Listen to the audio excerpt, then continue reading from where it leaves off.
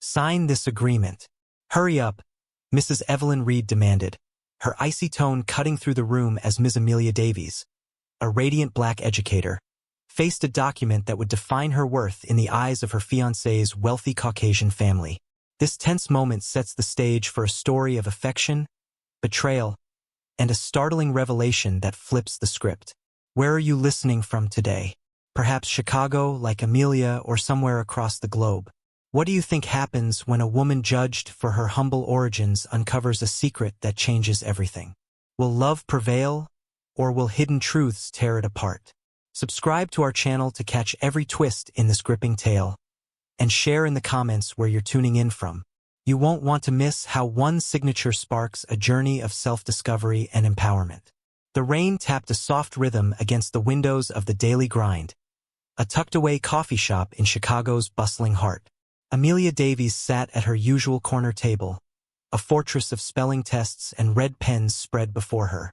At 28, she was a vision, her dark skin glowing under the warm cafe lights, her tight curls pulled back to reveal sharp cheekbones and eyes that sparkled with quiet determination. Teaching third grade at Willow Creek Elementary was her calling. The modest paycheck couldn't dim the thrill of watching a child's face light up when they cracked a tricky fraction or read their first chapter book aloud. Her students were her world, their small victories her treasure. Every Tuesday after the school bell rang, she'd settle here, grading papers with a steaming latte, her sanctuary amid the chaos of lesson plans and parent emails. Today, the cafe hummed with its usual crowd, hipsters typing furiously on laptops, retirees murmuring over chessboards. Amelia barely noticed, her focus on a particularly creative misspelling of catastrophe, when a laugh broke through the ambient chatter. Not a polite chuckle, but a full, unguarded burst, warm and infectious. She looked up, her pen pausing mid-mark. At the next table sat a man, maybe early 30s, his hazel eyes crinkling as he shook his head at his phone. His tailored navy suit screamed money, but his grin was pure, unpretentious joy.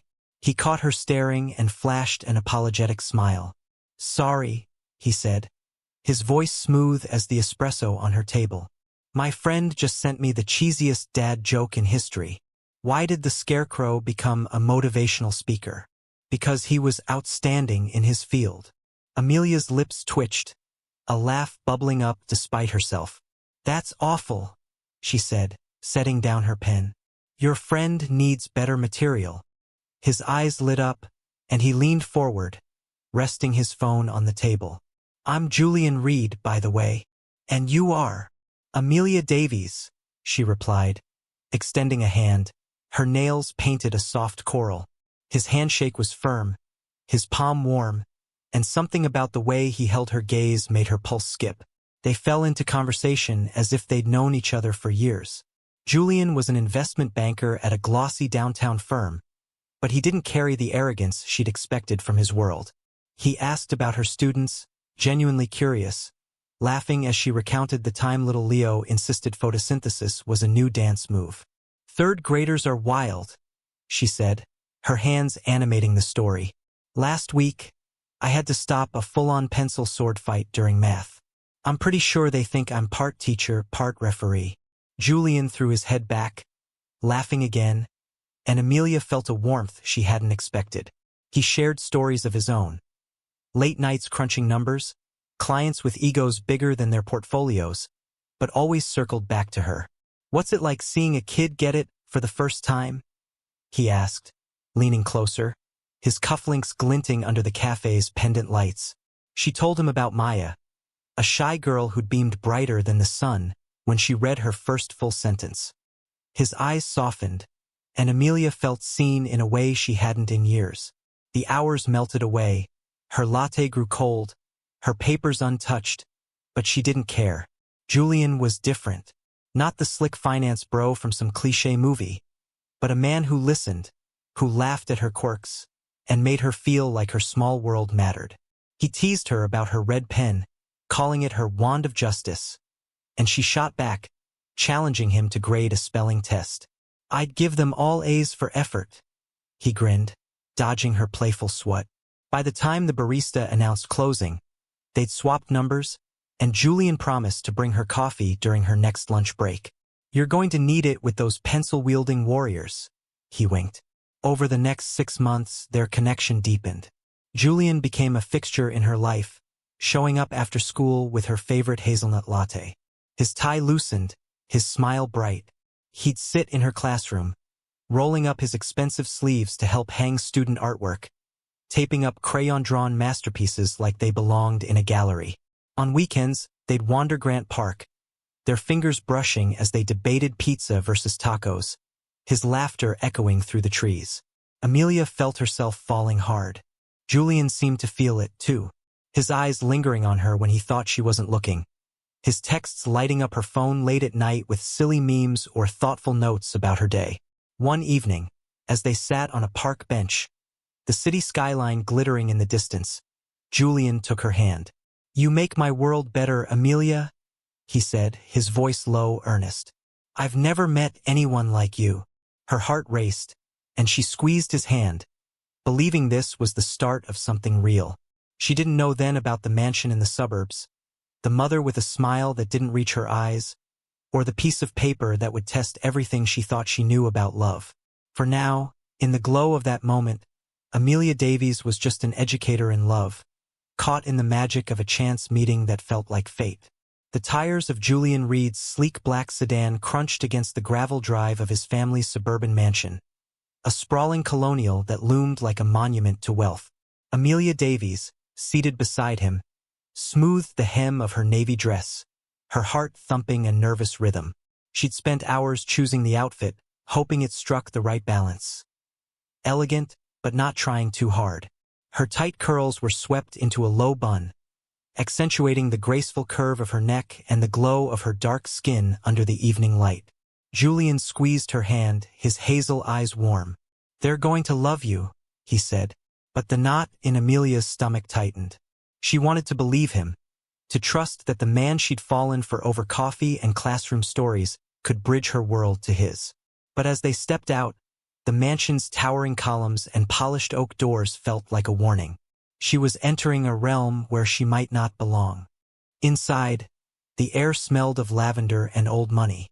Crystal chandeliers cast prisms across marble floors, and oil paintings of stern-faced ancestors stared down from the walls. Amelia's flats echoed softly as Julian led her to the dining room where his parents awaited. Mrs. Evelyn Reed, his mother, stood like a queen surveying her court, her silver blonde hair pinned impeccably, her emerald dress tailored to perfection. A retired corporate lawyer, she carried herself with the authority of someone who'd never lost a case. Her smile was thin, practiced, never reaching her pale blue eyes.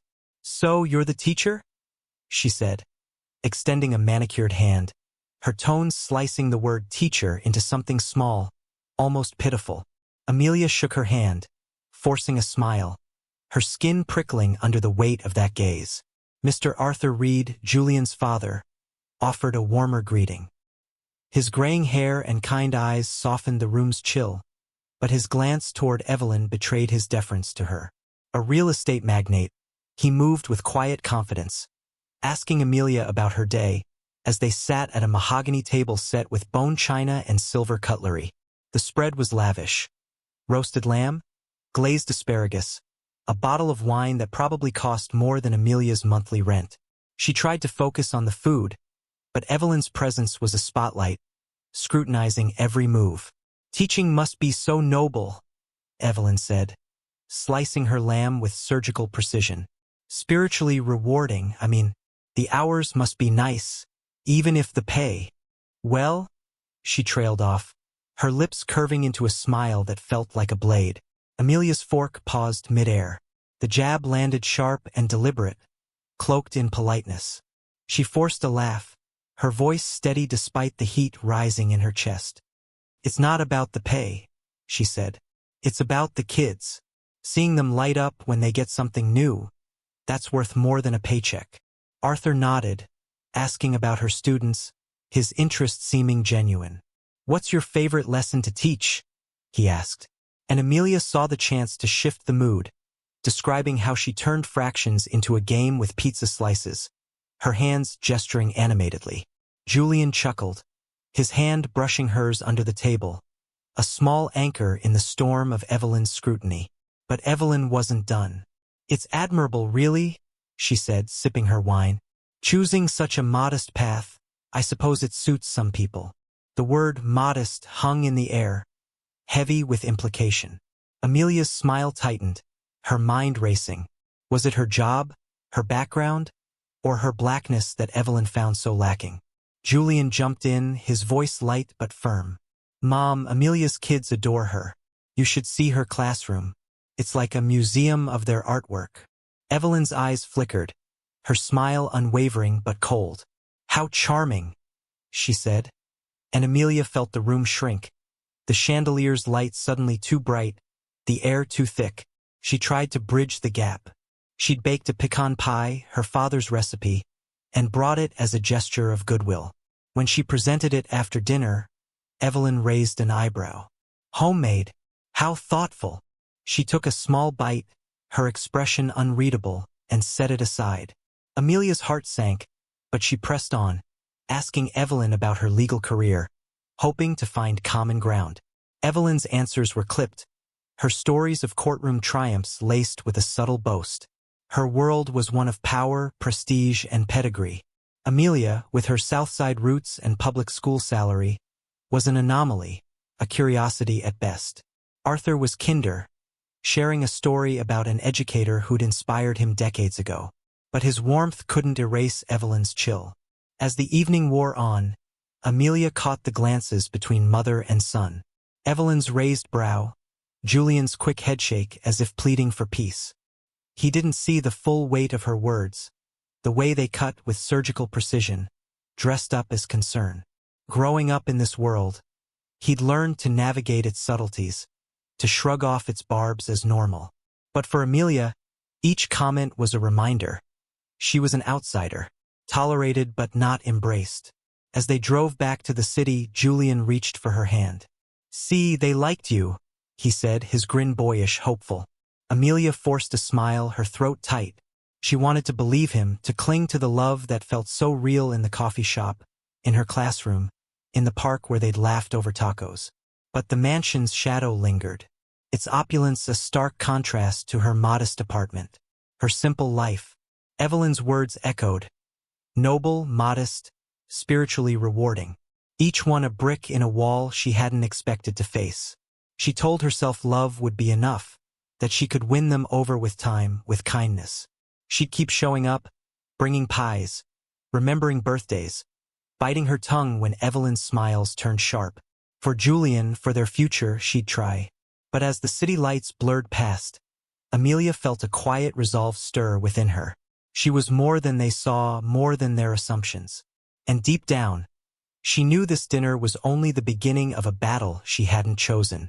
The air in Grant Park was thick with the scent of blooming cherry blossoms, their pink petals drifting like confetti in the late afternoon breeze. Amelia Davies stood beneath a sprawling tree, her heart racing as Julian Reed, her love of 6 months, dropped to one knee. His hazel eyes shimmered with a sincerity that made her breath catch. In his hand, a velvet box revealed a diamond ring that sparkled like a star against the fading light. "Amelia," he said, his voice steady but soft, "you're my everything. Will you marry me?" Tears welled in her eyes, not from doubt, but from a joy so pure it felt like flying. She nodded, words failing her, and whispered, "Yes." Julian slid the ring onto her finger, its weight unfamiliar, but thrilling. They laughed, kissed, and held each other as the park seemed to glow around them, the city's hum fading into a dreamlike hush. For those 30 seconds, Amelia was living a fairy tale. Her heart full, her future bright. The magic lingered as they drove to the Reed mansion to share the news. Amelia's hand resting on Julian's, the ring catching the dashboard lights. She imagined a warm evening, perhaps a toast, a moment of acceptance from his family. But as they stepped into the grand foyer with its marble floors and towering chandelier, the air shifted. Mrs. Evelyn Reed emerged from the dining room, her emerald eyes narrowing as she spotted the ring. Arthur, her husband, followed, his smile genuine but cautious. Julian's beaming announcement, "Mom, Dad, we're engaged. Amelia braced for congratulations, but Evelyn's lips curved into a smile that was all edges. No warmth.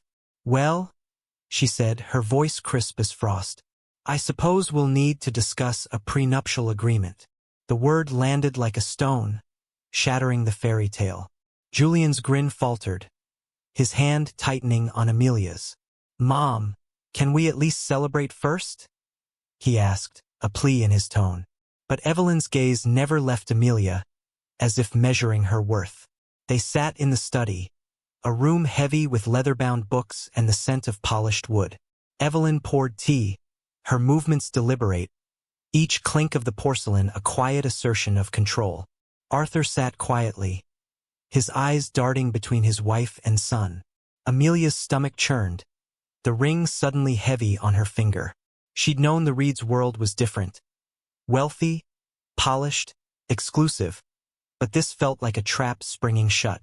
Evelyn's voice was calm, almost maternal as she spoke. Amelia, dear, it's not personal. Julian has worked tirelessly to build his career, his wealth. With your circumstances, we must protect what he's earned. The word circumstances hung in the air, laced with unspoken meaning. Her blackness, her working-class roots, her life as an educator with a modest salary. Amelia's throat tightened, but she nodded, her smile a mask to hide the sting. That evening, Evelyn called Amelia directly, her voice smooth as silk over steel. I hope you understand, dear. This is just practical. We wouldn't want any misunderstandings.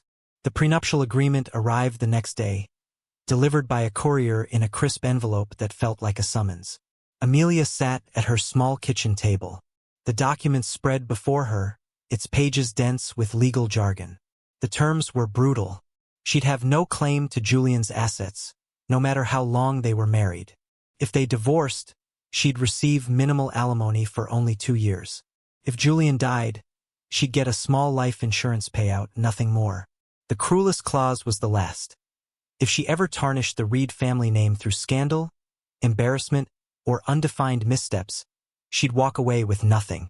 Each word felt like a judgment, branding her a threat, a gold digger, a woman who didn't belong in their world. Julian came over that night, his tie loosened, his eyes apologetic. It's just a formality, babe, he said, sitting beside her, his hand on her knee. It doesn't change us. But his words felt hollow, his gaze as he glanced at the document betraying his discomfort. Amelia stared at the pages, her heart a tangle of love and doubt. She loved Julian, the man who brought her coffee, who taped up her students' artwork, who made her laugh until her sides ached. But this prenuptial agreement wasn't about love. It was about power, about Evelyn's belief that Amelia was less, that her love was suspect. Why does it have to be like this? She asked, her voice barely above a whisper. Julian sighed, running a hand through his hair. It's my mom. She's protective. It's not about you. But it was about her, and they both knew it. Amelia's fingers trembled as she held the pen, the prenuptial agreement glaring up at her. She wanted to fight, to tear it up, to demand Julian stand up to his mother. But love made her hesitate. She thought of their moments together. The park, the coffee shop, the way his eyes lit up when she smiled. Maybe this was the price of their future, a test she could endure. She signed, her tears blotting the ink. Each stroke of the pen a surrender to Evelyn's world. Julian pulled her close, whispering promises that felt fragile against the weight of that signature. Outside, the city hummed, indifferent to the battle in her heart. Amelia clung to the hope that love would be enough, that she could prove her worth beyond their doubts. But as she lay awake that night, the prenuptial agreement's clauses echoed, a quiet warning that this was only the beginning of a fight she hadn't chosen. The lawyer's office was a sterile cage of glass and steel, its floor-to-ceiling windows framing Chicago's skyline like a taunt of freedom beyond Amelia Davies's reach. She sat across a polished mahogany desk. The prenuptial agreement spread before her like a verdict waiting to be signed. At 28, her beauty was undeniable. Her dark skin radiant even under the harsh fluorescent lights, her tight curls swept into a low bun that accentuated her sharp cheekbones. But today, her eyes, usually bright with the spark of teaching third graders, were clouded with doubt. The document's pages, crisp and unyielding, seemed to pulse with Mrs. Evelyn Reed's presence. Though the retired lawyer sat just a few feet away, her emerald dress as immaculate as her composure. Evelyn's smile was a practiced curve, smug and unyielding, her pale blue eyes watching Amelia like a hawk circling prey. The lawyer, a gaunt man with a voice like dry paper, droned through the prenuptial agreement's clauses. No claim to Mr. Reed's assets, regardless of marital duration, he intoned, adjusting his glasses. In the event of divorce, alimony is limited to 2 years at a predetermined rate. Upon death, a modest life insurance payout, but no access to the estate. Amelia's stomach twisted, each word a barbed wire tightening around her heart. The final clause was the cruelest. If she tarnished the Reed family name through scandal, embarrassment, or some vague misstep, she'd walk away with nothing. The language was clinical, but its intent was clear. She was a threat. A black woman from the South Side whose love for Julian Reed was suspect. Her motives reduced to greed in their eyes. Julian sat beside her, his tailored suit slightly rumpled, his hand hovering near hers, but not quite touching. "It's just a formality, babe," he whispered, his hazel eyes pleading for her to understand. But his voice trembled, betraying his discomfort, and his failure to meet her gaze spoke louder than his words. Amelia stared at the pen in her hand, its weight heavier than the diamond ring on her finger. She loved Julian, the man who'd laughed with her over bad jokes in a coffee shop, who taped up her students' crayon drawings like they were masterpieces, who'd made her believe in a future built on trust. But this moment, this sterile office, felt like a betrayal of that trust, a test not of her love, but of her worth. Evelyn's voice cut through the silence, smooth as polished glass. "Amelia, dear, you understand why this is necessary. It's about protecting Julian, his future." The word dear was a dagger coated in sweetness, but sharp with condescension. Amelia's throat tightened, her mind flashing to the dinner at the Reed mansion, where Evelyn's subtle jabs, noble, modest, spiritually rewarding, had painted her as less. She wanted to scream, to tear the document to shreds, to demand why her love was seen as a transaction to be policed. But the weight of Evelyn's gaze, the lawyer's impatient tapping, and Julian's silence pressed down on her, a suffocating reminder of the world she was marrying into.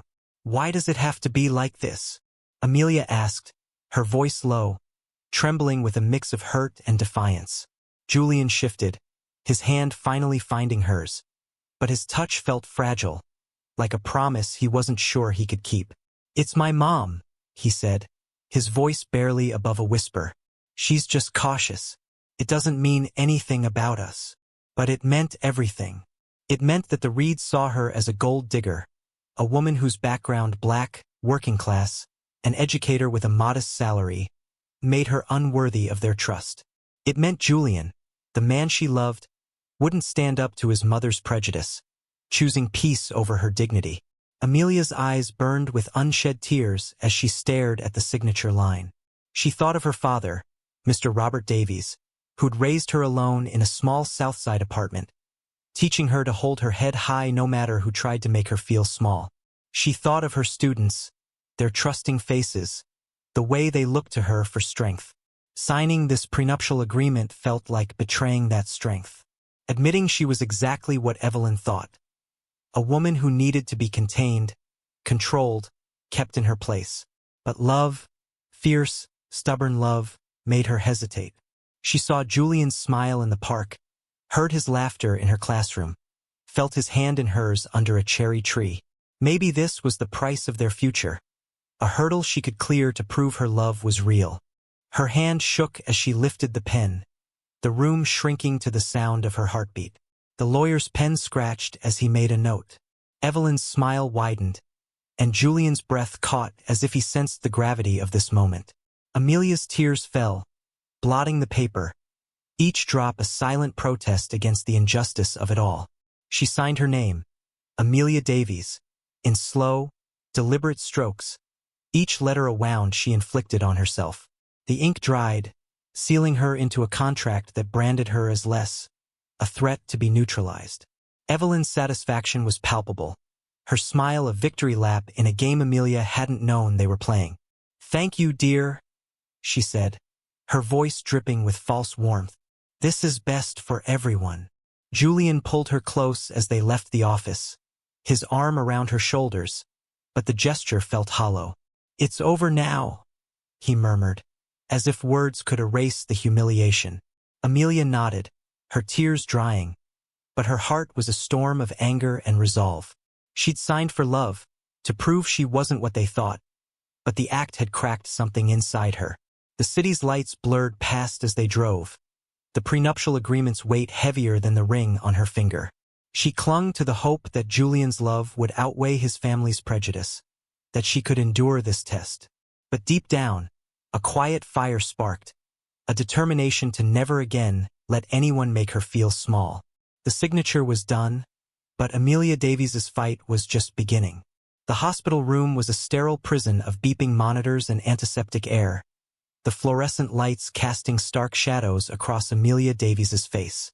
At 28, her beauty remained striking, her dark skin glowing faintly despite the exhaustion etched into her features, her tight curls tucked under a scarf as she sat vigil by her father's bedside. Mr. Robert Davies, her anchor since she was 6, lay frail beneath a thin hospital blanket, his once strong frame diminished by a sudden heart attack at his office. The man who'd raised her alone in their modest Southside apartment, who never missed her school plays or science fairs, was slipping away. Amelia held his hand, her fingers tracing the calluses earned from years of what she thought was a mundane clerical job. His breaths were shallow, each one a fragile thread tethering him to her world. Robert's eyes fluttered open, their familiar warmth piercing through the haze of pain. "Baby girl," he whispered, his voice a gravelly shadow of its former strength. "When this is over, go to First National Safety Deposit Box. Everything's there." Amelia's heart clenched, confusion mingling with grief. "Dad, don't talk like that," she said, her voice cracking. "You're going to be fine." But Robert squeezed her hand, a faint smile tugging at his lips. "Just promise me," he murmured. She nodded, tears spilling down her cheeks, unable to imagine a world without his steady presence.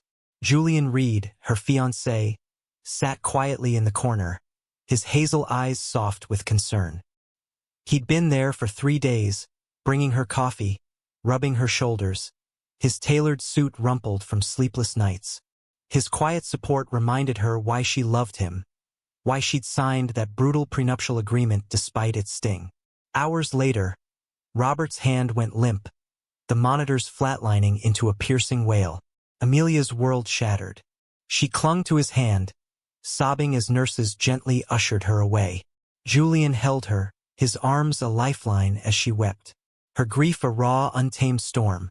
The funeral was simple, held in a small Southside church Robert loved, its pews filled with neighbors, a few of Amelia's fellow educators, and colleagues from his office job she barely knew. Julian stood by her side, his hands steady on her back as she delivered a eulogy, her voice breaking as she spoke of Robert's pride in her, his lessons of resilience. "He taught me to never let anyone make me feel small," she said, her eyes glistening. The words felt like a vow, a spark of strength amidst the ache. A week later, Amelia's phone rang, the caller ID showing an unfamiliar number. "Ms. Davies, this is Mr. Henderson." A calm voice said, "I was your father's attorney for over 20 years. We need to meet about his estate." Amelia almost laughed, the idea absurd. And estate? Robert drove a beat-up Toyota, lived in a rented apartment with mismatched furniture, and wore the same worn jacket every winter. What estate could he possibly have? But curiosity and Robert's final words pulled her to Henderson's office. A modest suite downtown with faded carpet and shelves crammed with legal files. Henderson, a wiry man with kind eyes, handed her a key. "Your father was clear," he said. "You're to open the safety deposit box alone. Read everything inside. Then we'll talk." Amelia's hands trembled as she drove to First National, the key heavy in her pocket. The bank was an imposing relic, its marble columns and brass fixtures radiating old-world gravitas. A clerk led her to a vault where the safety deposit box waited, larger than she'd expected. Her heart pounded as she turned the key, the metal lid creaking open to reveal a trove that stole her breath. Inside were neatly organized documents, photographs, and handwritten letters. Each item a piece of a puzzle she'd never known existed. Her fingers brushed a yellowed newspaper clipping. The headline bold, "Tech entrepreneur Robert Davies sells CyberGuard solutions for $2.8 billion. A younger Robert stared back from the photo, shaking hands with suited executives, his smile confident but humble. Amelia's knees buckled, and she sank into a chair provided by the clerk, her mind reeling. Robert, her quiet father, who packed her lunches and cheered at her track meets, was a billionaire. She rifled through the box, each item deepening the shock. Stock certificates, bank statements, and photos of Robert at charity galas, standing beside names she recognized from business magazines, painted a life she'd never imagined. A letter written in his familiar scroll anchored the collection. "Baby girl," it began, "I wanted you to grow up knowing your worth comes from your heart, not your wallet. I built a fortune, but I chose a simple life for us so you'd be strong, grounded, free from the weight of wealth." Tears blurred her vision as she read on, learning how Robert had founded a tech company in the early 90s, revolutionizing software for financial institutions before selling it for billions.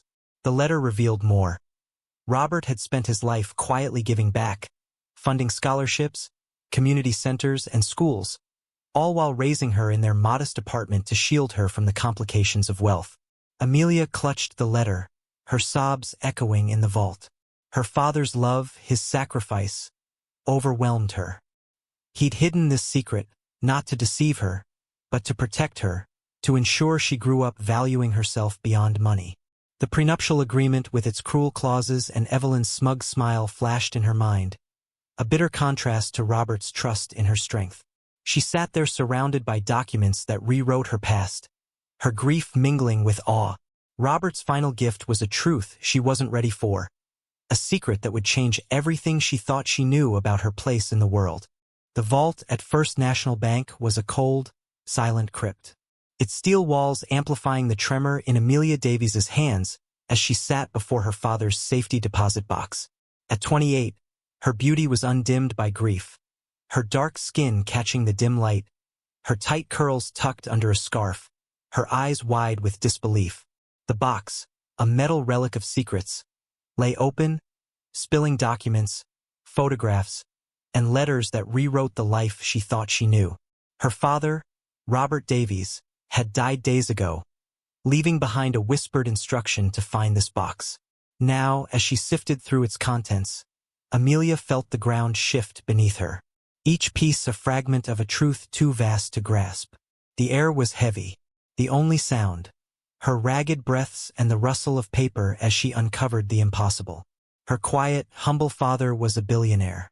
The first item to seize her was a newspaper clipping, its edges yellowed, but the headline stark.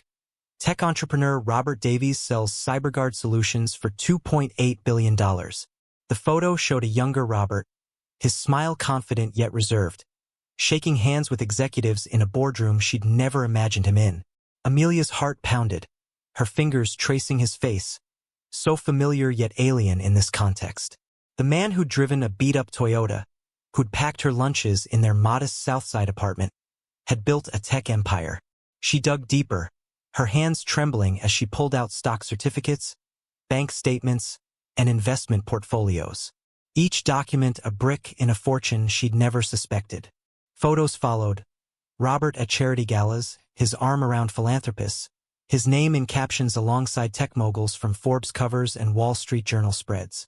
Amelia's breath hitched as she found a letter in Robert's familiar scroll. The ink slightly faded, but his voice vivid on the page. "Baby girl," it began, "I wanted you to grow up knowing your worth comes from your heart, not your wallet. I built CyberGuard from nothing, a dream born in a garage when you were just a toddler. When I sold it, the world saw a billionaire. But I saw a father who wanted his daughter to be strong, grounded, free from wealth's burdens. Tears stung her eyes, blurring the words.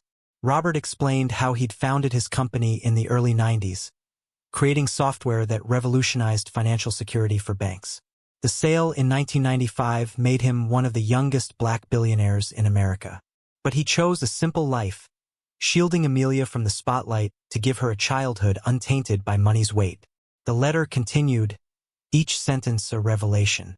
I lived modestly so you'd learn resilience.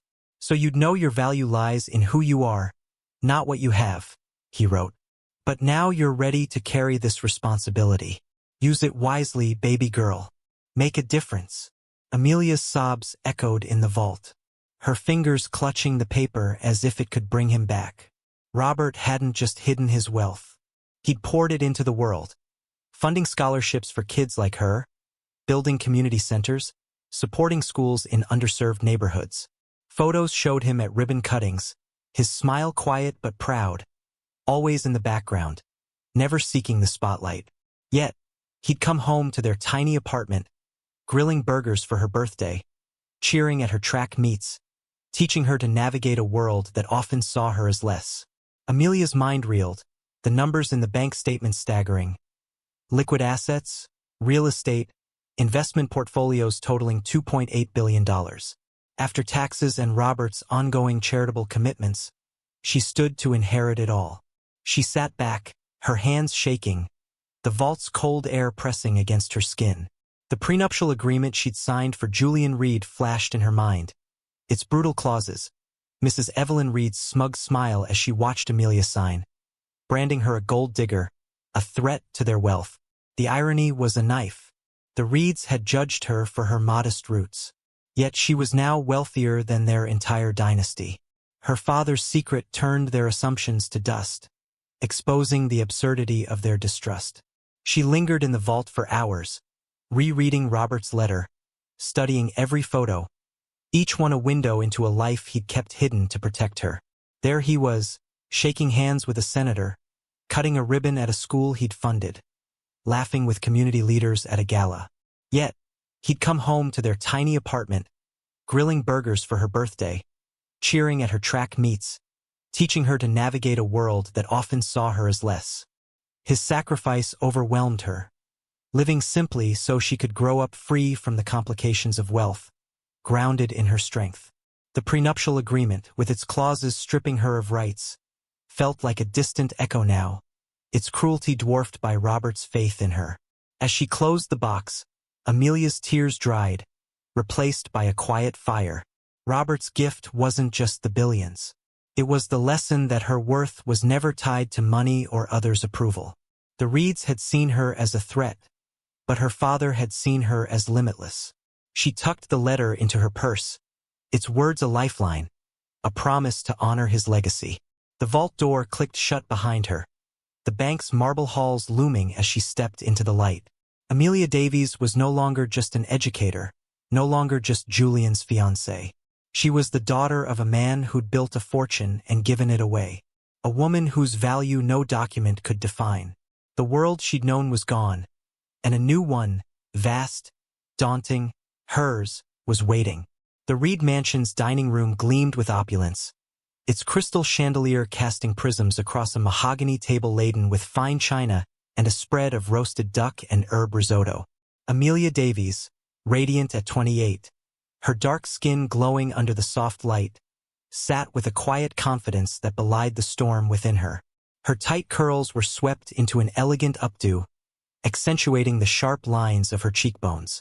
But her eyes held a new fire, kindled by the revelation of her father's $2.8 billion legacy.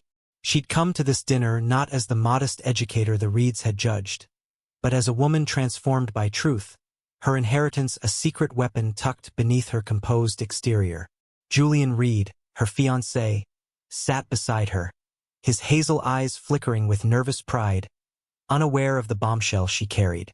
Across the table, Mrs. Evelyn Reed presided like a queen, her silver blonde hair impeccable, her smile a polished mask of condescension.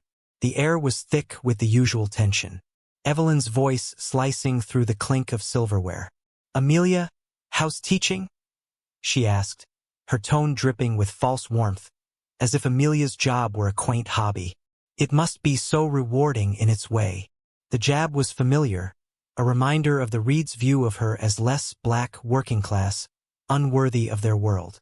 Amelia smiled, her heart steady, and decided it was time. Actually, she said, her voice calm but deliberate, I'm taking some time off. I've got family business to handle, financial advisors, that sort of thing. Evelyn's eyebrow arched, her lips curving into a patronizing smirk. Oh, how sweet, she said, patting Amelia's hand like a child who'd found $1. It's nice to have a little something saved, isn't it? Amelia's pulse quickened, but her smile didn't waver. She reached into her purse, her movement slow, deliberate, and slid a folder of bank statements across the table. The numbers, $2.8 billion in assets, investments, and properties, stared up like a challenge. The room fell silent, the clink of Arthur Reed's wine glass halting midair. Evelyn's face drained of color, her eyes darting over the figures as if they were a foreign language. Arthur, usually reserved, coughed, his wine catching in his throat. Julian stared, his mouth slightly agape, the papers trembling in his hands. Amelia, he whispered. What is this? She met his gaze, her voice steady as steel. My father was Robert Davies, founder of CyberGuard Solutions. Maybe you've heard of him. The name landed like a thunderclap, the weight of her father's tech empire reshaping the room. Evelyn's composure cracked, her lips parting in a stammer. There must be some mistake, she said, her voice thin, almost pleading. These numbers, they can't be right.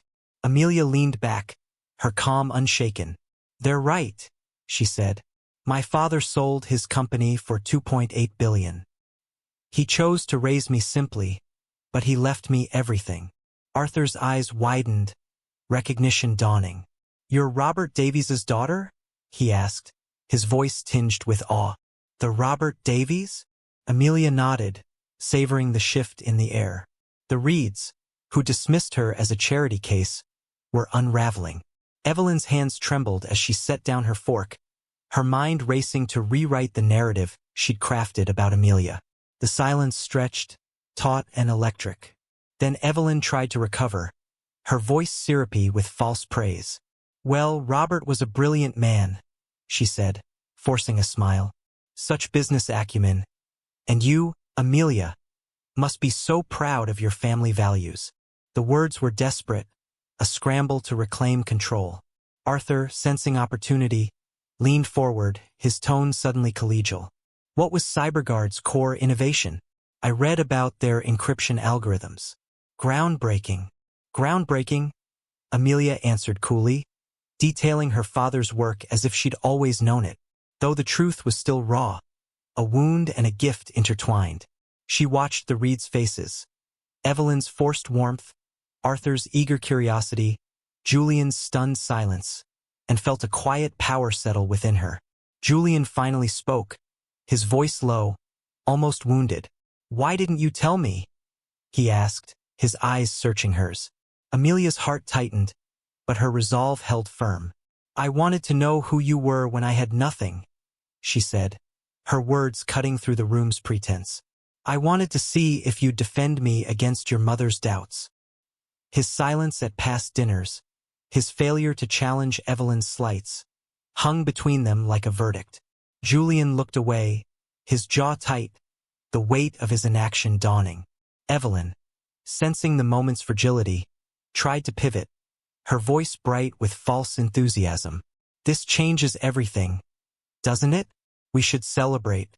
Perhaps a family trip or... Amelia cut her off with a raised hand, her gaze unwavering. What's changed, Evelyn? She asked.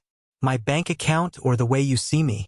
The question hung unanswered as the Reeds squirmed. Evelyn's smile faltered. Arthur busied himself with his napkin, and Julian stared at the table, his hands clenched. Amelia's mind flashed to the prenuptial agreement, its clauses branding her a threat, a gold digger.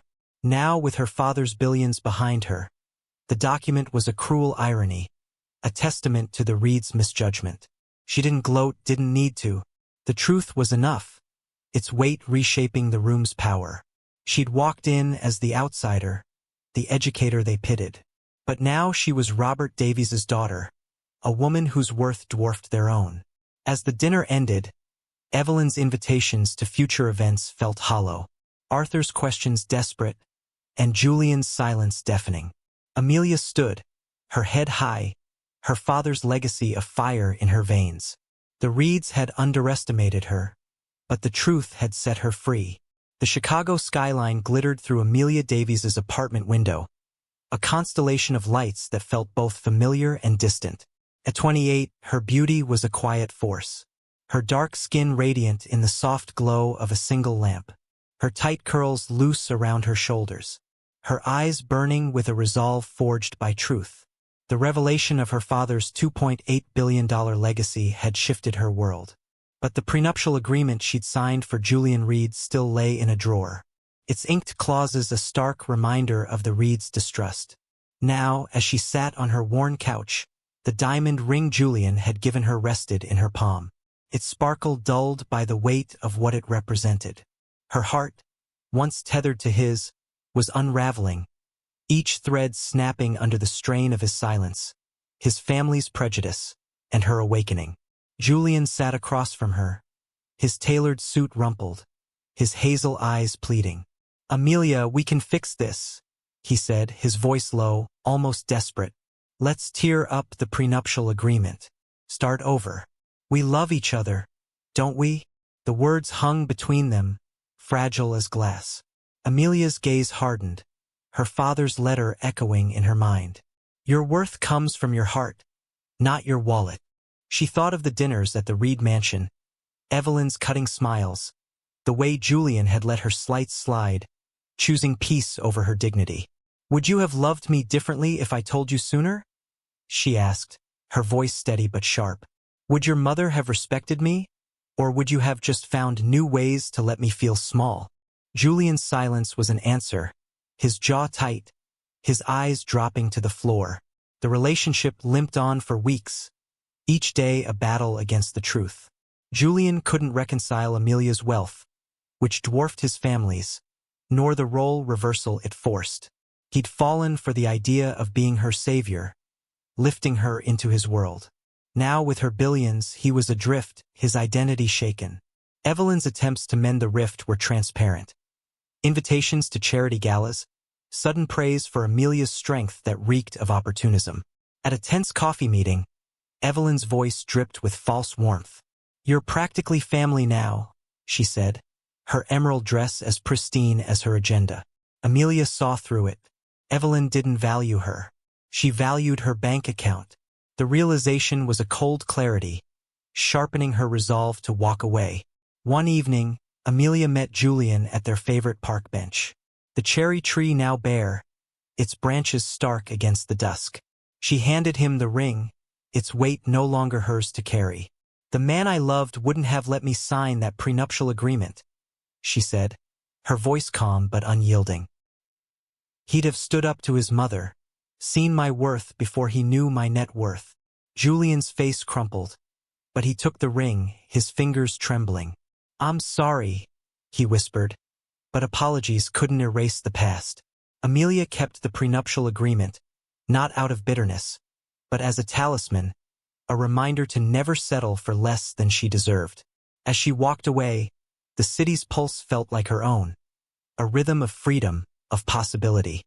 Amelia channeled her father's legacy into action, founding the Robert Davies Foundation with a mission to fund education and uplift underserved communities.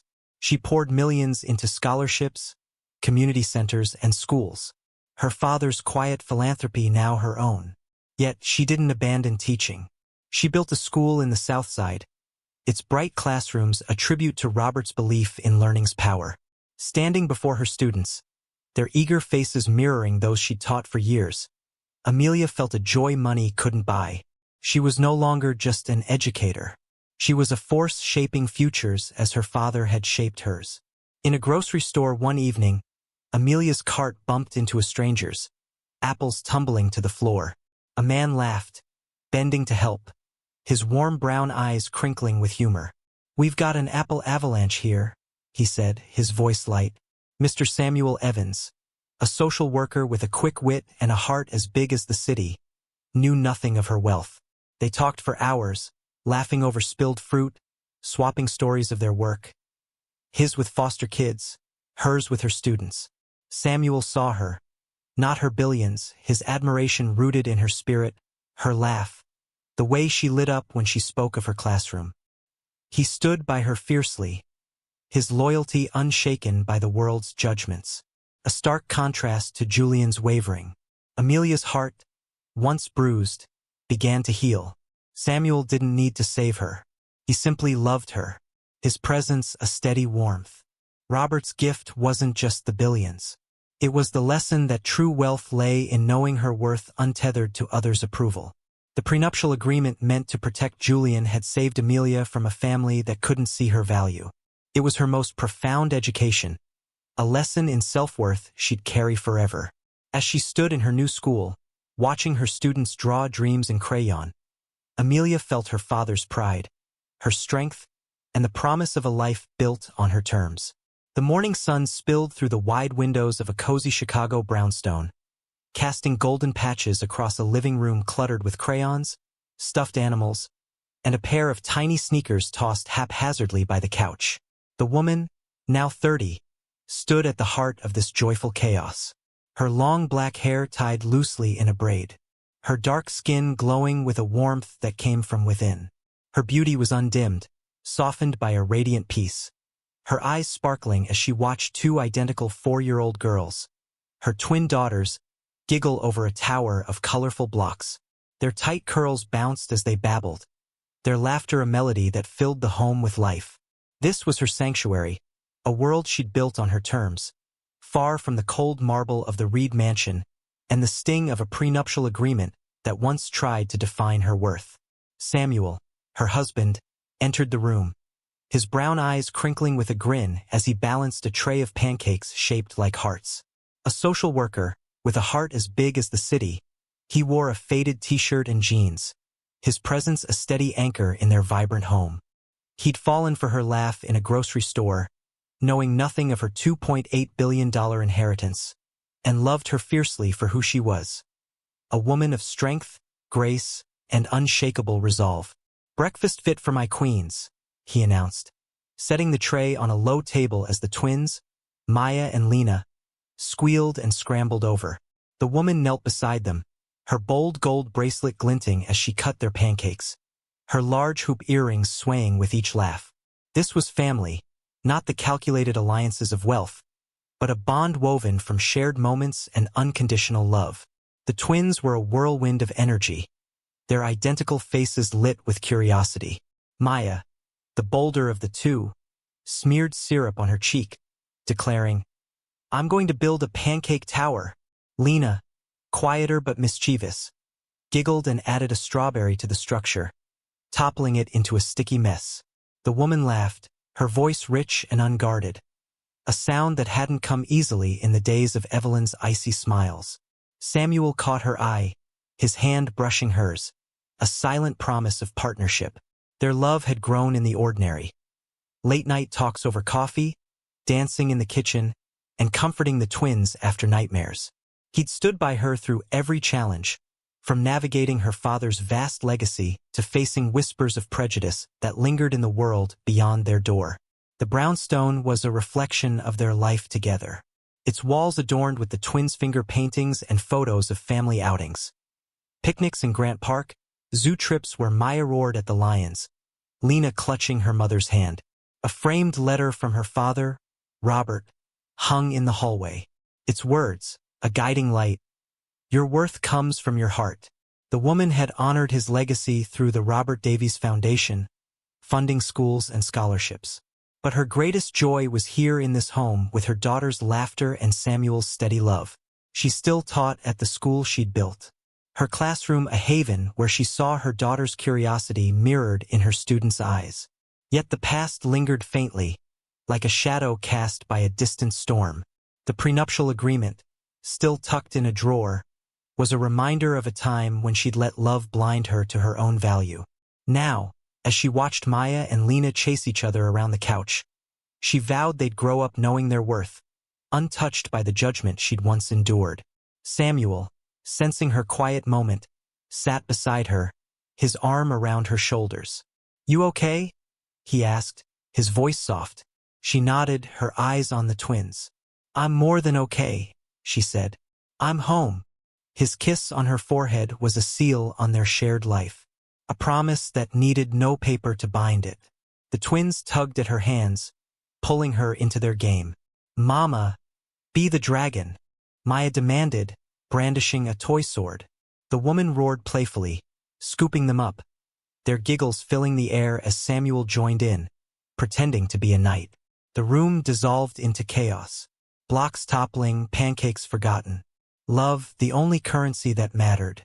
This was the wealth her father had wanted for her. Not the billions, but the freedom to live authentically, surrounded by those who saw her true value.